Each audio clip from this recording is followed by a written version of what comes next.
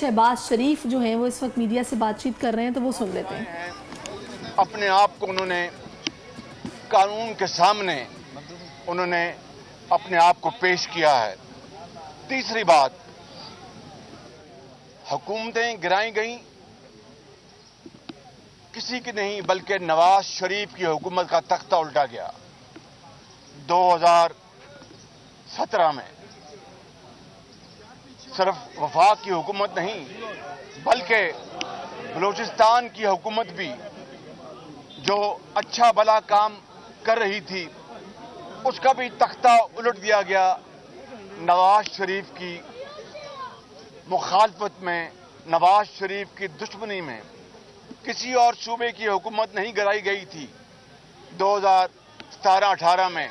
सिर्फ नवाज शरीफ की हुकूमत और बलूचिस्तान में मुस्लिम लीग नून की हुकूमत, ताकि ये तरक्की और खुशहाली का सफर जो है उसका खात्मा किया जा सके।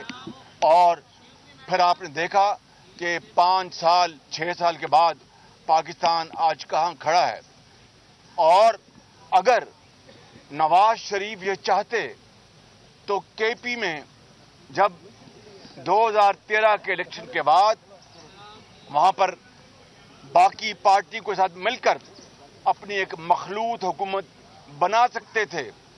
उन्होंने न सिर्फ इसका इनकार किया बल्कि कहा कि जमहूरियत का तकाजा ये है कि जो सिंगल लार्जेस्ट पार्टी है उसको मौका मिलना चाहिए और वो वहां पर अपनी जो भी उसकी कैपेसिटी है आवाम की खिदमत करे।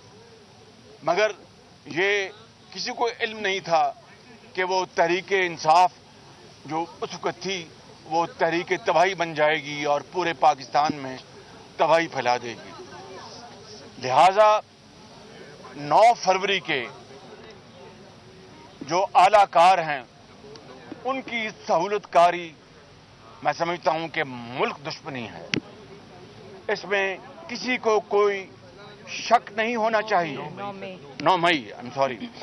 9 मई 2023 की मैं बात कर रहा हूं कि जब इस मुल्क के खिलाफ साजिश की गई, गद्दारी की गई और फौज में तख्ता उल्टने की एक भयानक कोशिश की गई जिसकी पूरी पाकिस्तान में उसको कंडेम किया गया।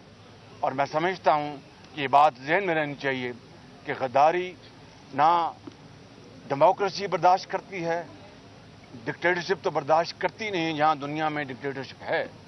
लिहाजा ये वो मामलात हैं। आज अगर करप्शन, चाहे वो खाना काबा की मॉडल की घड़ी का बीबी उनको जरा आने दें, घड़ी का मामला हो जिसकी जाली रसीदें पेश की गई, जाली रसीदें, झूठ बोला गया हो और दिन रात कौम को गुमराह किया गया।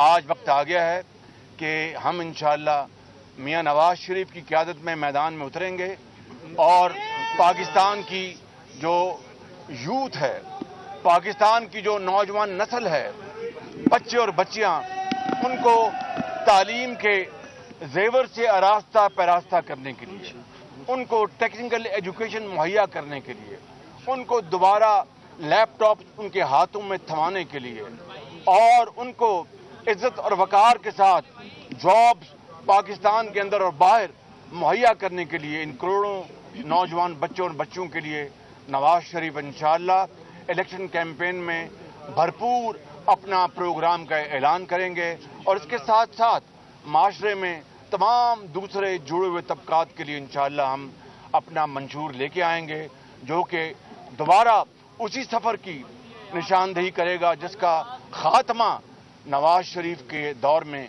किया गया। बदकिस्मती से उसका ये 5-6 साल जो ज़ाया हो गए, तबाह हो गए इस मुल्क के, वो दोबारा उसका आगाज होगा। ये बताएं कि आप समझते हैं कि इलेक्शन जो है वो बर वक्त होंगे? जी, इलेक्शन बिल्कुल बर वक्त होने चाहिए, कानून की भी यही मंशा है और मैं समझता हूं कि जमहूरी तकाज़ों का भी यही मंशा है कि हमें इलेक्शन जो हैं वो वक्त पर हर सूरत होनी चाहिए।